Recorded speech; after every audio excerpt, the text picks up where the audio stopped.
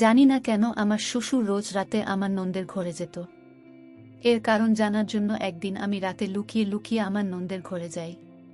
তারপর আমি যা দেখি সেটা দেখে আমার পায়ের তলা থেকে মাটি সরে যায়।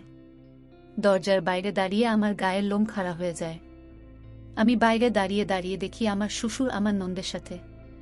আমি লোকের মুখে শুনেছিলাম যে বিয়ের পর মেয়েদের জীবন খুব কঠিন হয়ে যায়, মেয়েরা বড় হয়ে যায়, আর যে বাড়িতে তারা বড় হয়ে যায় সেখানে তাদের বাড়ির মেয়ের মতো ভালোবাসা দেওয়া হয় না।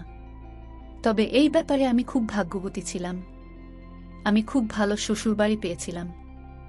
আমার শ্বশুর বাড়িতে মাত্র 3 জন লোক ছিল: আমার স্বামী, আমার শ্বশুর আর আমার নন্দ।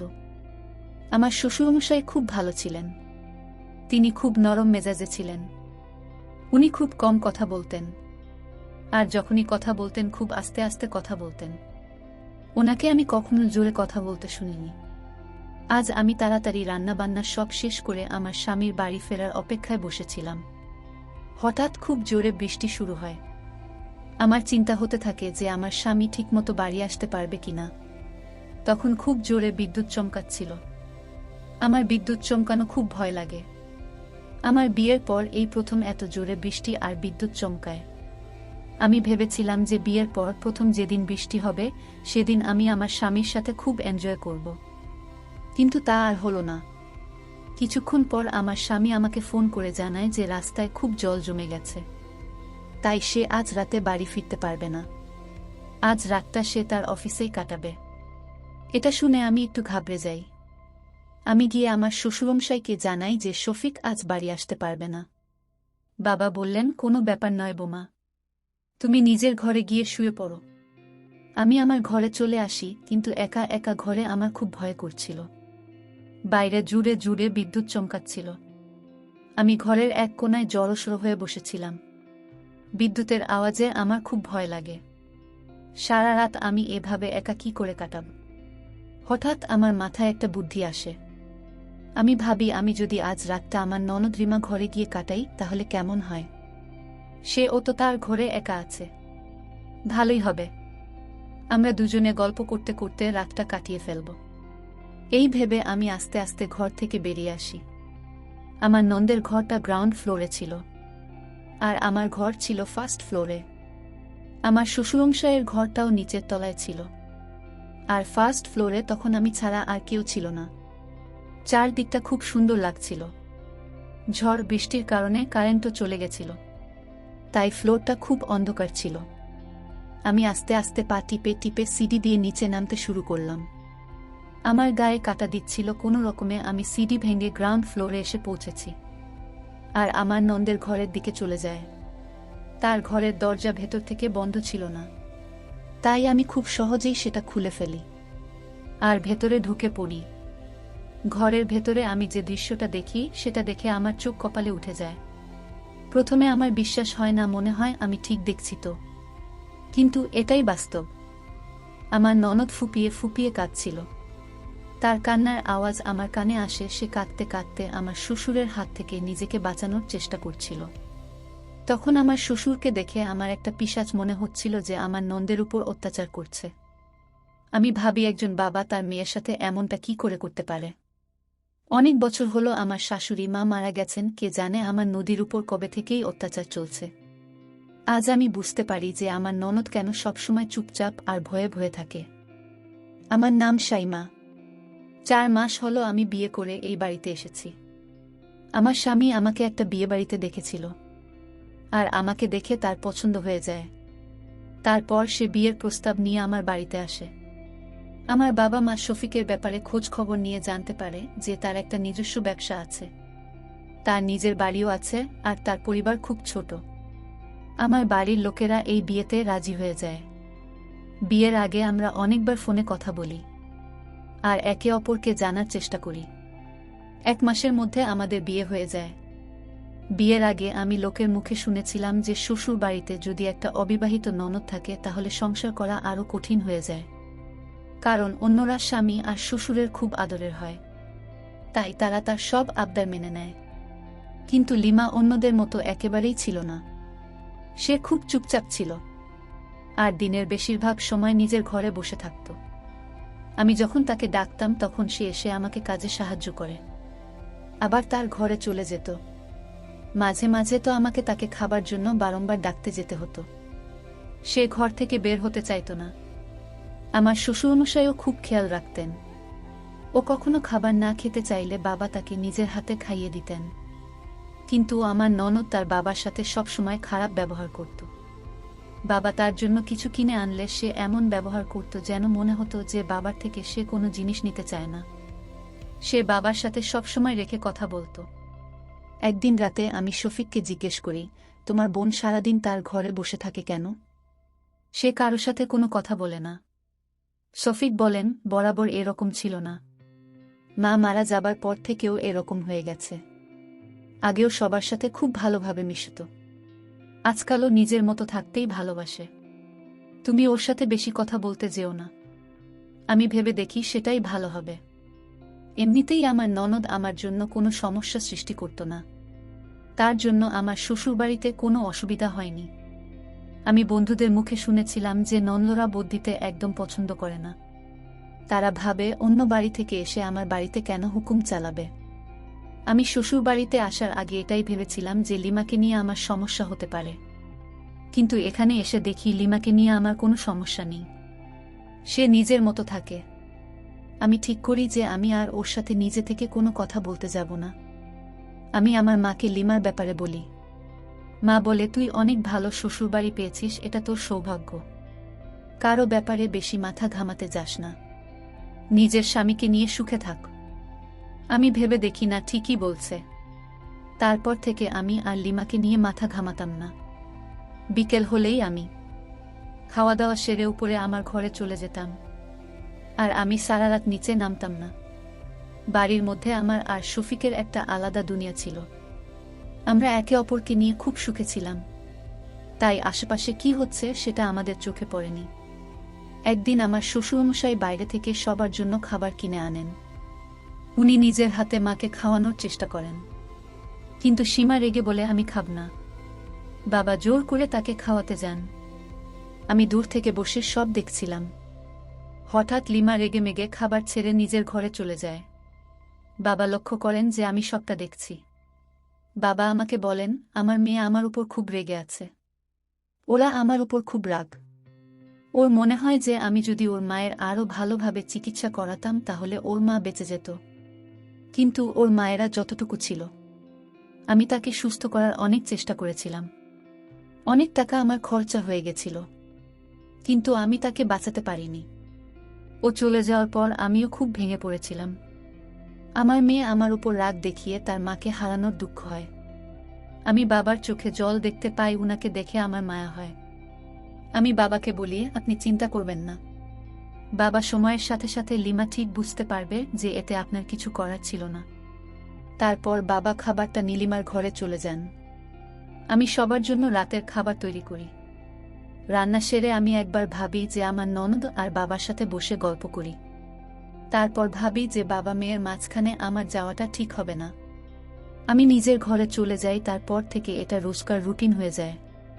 রোজ আমার ননদ তার বাবার উপর রাগ দেখাত, আর আমার শ্বশুরমশাই তার রাগ ভাঙানোর চেষ্টা করতেন। মাঝে মাঝে আমার মনে হতো যে আমার ননদ খুব ভাগ্যবতী, সে এত ভালো একজন বাবা পেয়েছে, যিনি তার সব আবদার মেনে নেয়। তার মেয়ে যা চায় বাবা তাই এনে দেয়। আমার বাবা কখনো আমাদের এত আবদার মানেনি। আমি আমার মা বাবা 3 নম্বর মেয়ে ছিলাম, কিন্তু এমনটা নয় যে আমাদের বাবা আমাদের ভালোবাসতেন না। কিন্তু তিনি সবসময় আমাদের থেকে দূরত্ব বজায় রাখতেন। কখনো আমাদের কোনো কথা বলার হলে তিনি আমাদের মায়ের মাধ্যমে সেটা বলে পাঠাতেন। শ্বশুরবাড়িতে এসে বাবা মেয়ের এমন সুন্দর সম্পর্ক দেখে আমার একটু হিংসে হতো, কিন্তু আমার শ্বশুরমশাইয়ের ভালোবাসার পেছনে যে কি উদ্দেশ্য ছিল সেটা আজ ঝড় বৃষ্টি না হলে আমি কোনোদিনই জানতে পারতাম না। আমি সেদিন নিজের চোখে দেখে আমার শ্বশুরমশাই তার মেয়ের সাথে দৈহিক সম্পর্ক করেছেন। সেদিন আমি বুঝতে পারি যে তিনি তার মেয়েকে নিজের চাহিদা মেটানোর জন্য ব্যবহার করেন। লিমা কেন তার বাবার উপর রেগে থাকত, আজ আমি সবটা বুঝতে পারি। লিমায় কান্নার আওয়াজে গোটা ঘর কাঁপছিল। হঠাৎ আমার শ্বশুরের খেয়াল হয় যে ঘরে কেউ একটা এসেছে। তিনি লিমাকে ছেড়ে আমার দিকে তাকান। আমাকে দেখে ওনার হুঁশ উড়ে যায়। উনি ভাবেননি যে রাতের বেলা এই সময়ে আমি লিমার ঘরে আসতে পারি। উনি ভেবেছিলেন রোজকার মতন আমি আমার ঘরেই থাকব। আমাকে দেখে উনি ঘাবড়ে গিয়ে বলেন, বোমা তুমি এখন এখানে কোনো দরকার আছে? আমি তাড়াতাড়ি গিয়ে লিমার হাতটা ধরে তাকে ওখান থেকে সরিয়ে ফেলি আর নিজে আমার শ্বশুরমশাইয়ের সামনে গিয়ে দাঁড়ায়। আমি বলি, আপনার লজ্জা করে না আপনার মেয়ের সাথে এমন কাজ করতে? আপনি তো বাবা নামে একটা কলঙ্ক।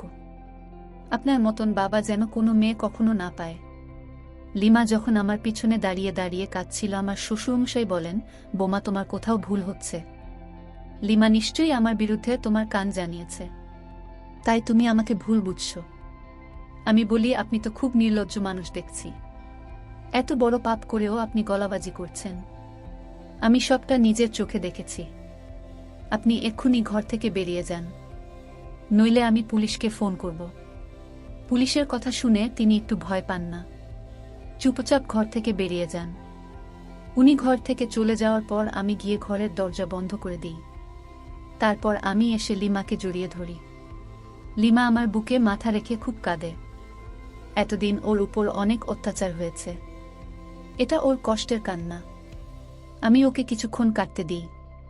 তারপরও নিজে থেকেই বলে, আমার যখন 11 বছর ছিল তখন আমার মায়ের বিয়ে এই লোকটার সাথে হয়েছিল। লিমার কথা শুনে আমি অবাক হয়ে জিজ্ঞেস করি, তুমি আমার শ্বশুরমশাই নিজের মেয়ে নয়? লিমা বলে, না।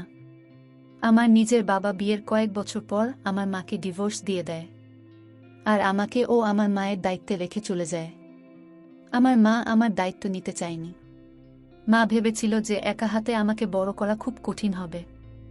আমার কারণে মাকে সারা জীবন একা থাকতে হবে। সে আমার জন্য দ্বিতীয় বিয়ে করতে পারবে না। কিন্তু ভাগ্যবশত আমার মায়ের বিয়ে তোমার সময়ের সাথে হয়ে যায়। তিনি আমাকে মেনে নেন আর আমার মায়ের সাথে সাথে আমার খুব খেয়াল রাখতেন। কিন্তু কয়েকদিন পর আমি বুঝতে পারি যে আমার সব বাবার আসল উদ্দেশ্যটা কি। আমার যখন 12 বছর বয়স ছিল তখন আমি ঠিক ভুলটা বুঝতে শিখেছিলাম। তখন আমি আস্তে আস্তে বুঝতে পারি যে আমার সব বাবা মা কি চোখে দেখেন। তিনি আমাকে ভুল জায়গায় ছুতেন। আমি আমার মাকে এ ব্যাপারে কিছু বলি না, কারণ আমি চাই না আমার কারণে মায়ের আবার বিয়ে ভেঙে যাক। আমি সবকিছু মুখ বুজে সহ্য করতে থাকি।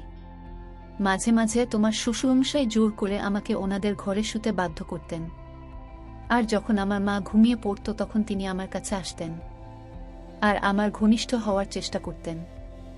একদিন আমি সাহস করে মাকে সবটা বলার চেষ্টা করি, কিন্তু মা আমার কোনো কথাই বিশ্বাস করে না। উল্টো মারে, আমাকে থাপ্পড় মারে আর বলে, তোর লজ্জা করে না তোর বাবার সম্পর্কে এমন নোংরা কথা বলতে? সে তোকে কত ভালোবাসে, আর কোনো দিন যেন এমন কথা না শুনি। আমি ভাবি, আমার নিজের মা আমার কথা বিশ্বাস করছে না, তাহলে অন্য কেউ কি করে বিশ্বাস করবে? দিনে দিনে আমার সৎ বাবার সাহস আরও বাড়তে থাকে। আমি যত বড় হতে থাকি তত তিনি বেশি করে আমার সান্নিধ্যে আসার চেষ্টা করতেন। একদিন উনি ওনার সব সীমা ছাড়িয়ে গিয়েছিলেন। সেদিন আমার মা বাজারে কিছু কিনতে গিয়েছিল।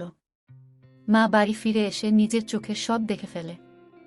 মা আমাকে আর আমার সৎ বাবাকে ঘনিষ্ঠ মুহূর্তে দেখে ফেলে। তারপর আমি যেটা ভয় পেয়েছিলাম সেটাই হলো। মা শব্দটা আমার উপর দিয়ে দেয় আর বলে, আমি একটা কালনাগিনী, আমি তার সংসার ভাঙছি। আমি আমার সৎ বাবাকে লোভ দেখিয়েছি, তাই উনি আমার সান্নিধ্যে এসেছেন। আমি মাকে অনেকবার বোঝানোর চেষ্টা করি যে এতে আমার কোনো দোষ নেই, আমি নিজে এই পরিস্থিতির শিকার, কিন্তু মা আমার কথা বিশ্বাস করতে চান না। এই ঘটনাটার পর মায়ের একটা বড় শক লাগে আর মায়ের হার্ট ফেল হয়ে যায়। কয়েকদিন হাসপাতালে থাকার পরে মা নিজের প্রাণ হারিয়ে বসে। কিন্তু মারা যাওয়ার আগে মা এটা বুঝতে পারে যে আসল দোষী আমি নই, আমার সৎ বাবা। মা আমার কাছে ক্ষমা চেয়েছিল, কিন্তু তাতে আমার কোনো লাভ হয়নি। মা যদি আমার কথা আগে বিশ্বাস করতেন তাহলে আমি জানোয়ার হাত থেকে বাঁচতে পারতাম। মা মারা যাওয়ার পর আমি ভেবেছিলাম এই বাড়ি ছেড়ে চলে যাব, কিন্তু তারপর ভাবি, আমি যাবটা কোথায়? একজন একা মেয়ের জন্য পুরো দুনিয়াটাই খুব ভয়ঙ্কর। আমার সৎ বাবার মতো লোক এই পৃথিবীতে অনেক আছে, তাই আমি নিজের ভাগ্যকে স্বীকার করে নিই আর এই বাড়িতেই থেকে যায়। আমার মা 6 বছর আগে মারা গেছেন। এই 6 বছর আমার সৎ বাবা রোজ আমাকে ব্যবহার করেছেন। আমি লিমার হাত ধরে বলি, তোমার কোনো ভয় নেই, আজকের পর থেকে তোমার সাথে আর এমনটা হবে না। তুমি যদি এসব কথা আমাকে আগে বলতে তাহলে আমি তোমাকে নিশ্চয়ই সাহায্য করতাম। সীমা বলে, আমার নিজের মা-ই আমার উপর ভরসা করেনি, তাহলে আমি কি করে আশা করব যে অন্য কেউ আমার উপর ভরসা করবে? লিমার মধ্যে অনেক রাগ আর অভিমান লুকিয়েছিল। তখনও বাইরে জোর বৃষ্টি পড়ছিল। আমি সেই রাতটা লিমার সাথে তার ঘরেই কাটাই। সকাল হতেই বৃষ্টি থেমে যায় আর রোদ ওঠে। নীতি যখন বাড়ি ফেরে তখন আমি সাহস করে তাকে সব কথা বলি। শফিকের পক্ষে আমার কথা বিশ্বাস করাটা খুব কঠিন ছিল। শফিক লিমাকে ছোটবেলা থেকে দেখছে। সে জানে ছোটবেলা থেকেই মা খুব ভয়ে ভয়ে কাটিয়েছে, কিন্তু সেটা জানত না যে এর পিছনে তার নিজের বাবার হাত আছে। শফিক তার বাবার সাথে কথা বলতে ওনার ঘরে যান। ঘরে গিয়ে দেখেন উনি বিছানায় শুয়ে আছেন। শফিক তার বাবাকে ডাকে, কিন্তু তিনি কোনো সাড়া দেন না। সে বাবার গায়ে হাত দেয়। তারপর দেখে যে তার বাবার গোটা শরীর বরফের মতো ঠান্ডা। শফিক সঙ্গে সঙ্গে ডাক্তারকে ডেকে পাঠায়। ডাক্তার এসে বলেন যে শফিকের বাবা মারা গেছেন। উনি বুঝতে পেরেছিলেন যে এবার ওনার সত্যিটা ওনার ছেলে জেনে যাবে। উনি ওনার ছেলের মুখোমুখি হতে ভয় পেয়েছিলেন। সেই ভয়ে ওনার হার্ট ফেল করে আর উনি মারা যান। ওনার মৃত্যু লিমাকে রোজ অত্যাচারিত হওয়ার হাত থেকে বাঁচিয়ে দেয়। কিন্তু এতদিন ওর উপর যে অন্যায় হয়েছে তার দাম কে দেবে? স্বামী স্ত্রীর মধ্যে ঝগড়া, ভুল বোঝাবুঝি হতেই পারে, কিন্তু ডিভোর্স দেওয়ার আগে তাদের এটা ভাবা উচিত। তাদের বাচ্চাদের কি হবে? তারা সারা জীবন কিভাবে কাটাবে? আমাদের সমাজের অনেক মেয়ে লিমার মতো সৎ বাবার অত্যাচারের শিকার হয়। মা বাবাদের নিজেদের সন্তানের কথা আগে ভাবা উচিত। ভেবে দেখা উচিত যে তারা যদি আলাদা হয়ে যায় তাহলে তাদের সন্তানদের কি হবে। নিজেদের ভুল বোঝাবুঝি শাস্তি আপনাদের সন্তানদের দেবেন না, যাতে আমার শ্বশুরমশাইয়ের মতো লোকেরা আপনার সন্তানকে ব্যবহার না করতে পারে। আর কেউ যদি আশেপাশে এরকম কোনো ঘটনা দেখেন তাহলে তার প্রতিবাদ করবেন। আপনি প্রতিবাদ করলে অনেক অসহায় মেয়ের প্রাণ বেঁচে যেতে পারে। তো বন্ধুরা, আজকে এই পর্যন্তই। ভিডিওটি দেখার পর যদি তোমাদের ভালো লাগে তাহলে অবশ্যই একটি লাইক করবেন এবং কমেন্ট করে তোমাদের মতামত জানাবেন। আর চ্যানেলটি সাবস্ক্রাইব করে সাথেই থাকবেন। ধন্যবাদ।